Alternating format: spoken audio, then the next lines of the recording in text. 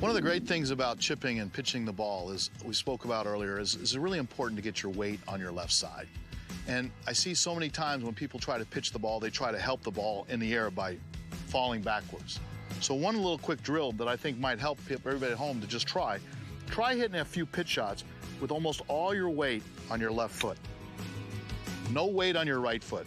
And as you can try this and work on it at home, you'll notice that the bottom of your swing is more right on top of the golf ball, and you're gonna hit better pitch shots. Don't always feel like you have to, too much weight, too much movement in your lower body. Get that weight over on the left, pick your right foot up a little bit, or just barely tap your right foot on the ground, and go ahead and hit your pitch shot.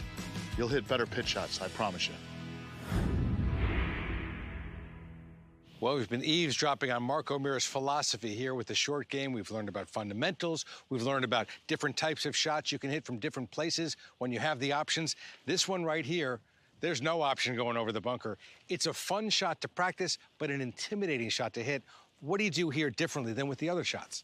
Well, certainly the situation calls for a more lofted shot, getting it over the bunker, as you pointed out, David, but it's kind of known as the flop shot. And what players try to do is make sure that you set a little bit open to your target line, because you got to lay the face more open. So you've created more loft on the club face, which is going to hopefully elevate the ball a little bit higher into the air. What you want to do is a little wider stance, a ball a little bit further forward, face open, and a little bit bigger golf swing. That'll loft the ball up in the air, create the spin on the ball, and you'll hit a nice solid pitch shot right over the bunker, nice and close to the flag. Don't be afraid to make sure that you continually accelerate through the ball.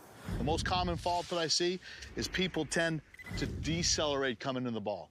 To get the ball up in the air, to get it to carry over the bunker, you have to have a little bit of speed.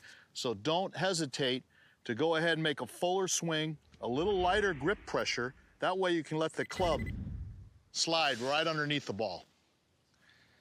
So you mentioned how important it is to keep that acceleration. Don't decelerate, but the tempo and cadence of the swing seems unhurried as well. It's very much that way, David. It's one of those swings where there's just nice flow to the swing.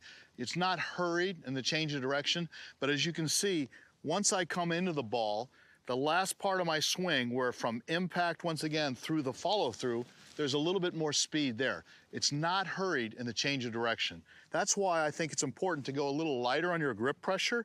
That way you can feel the weight of the shaft and the club head.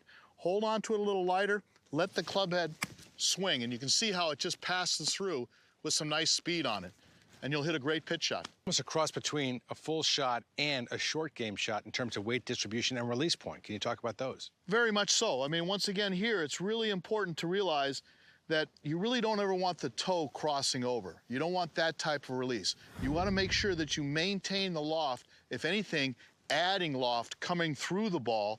That way that helps get the ball up in the air. And you know what? You do get your weight on your left side, but you can be maybe a little bit more stable, a little bit more centered over the ball. Very important to make sure that you play the ball further forward in your stance. If you play the ball further forward in the stance, that's also going to create the loft that you're looking for to get the ball up in the air higher quicker. Once again, ball further forward, lay the face open. The face is still pointing at the target. You can hear the bounce of the club working as it slides right underneath the golf ball. Very easy shot, but you also have to get out there and practice it. So are you adding loft with the setup or with the actual swing itself? I'm adding loft, a combination with both of those things, David. A little bit with the setup, because I got the ball so much further forward. Got the weight maybe a little bit more, still on my left side, but kind of a little bit more neutral, not 90%, 10%. I'd say it's more, I guess, 60-40, 60% on my left side, 40 on my right side. And then I also lay the face down a little bit open, maybe have the hands kind of neutral. Don't get your hands too far forward. That decreases the loft. Maybe even set the hands more neutral or even a little behind the ball, and then let the club go ahead and swing through the shot. And as you can see, as I finish, the club face still kind of facing the sky, so you maintain the loft on there. That gets the ball high and soft landing on the greens. Well, another shot that limits the amount of options you have, but certainly there are some options also intimidating, not to the professional, but the amateur, are bunker shots. When we come back, Mark O'Meara will get us out of the bunker like a pro.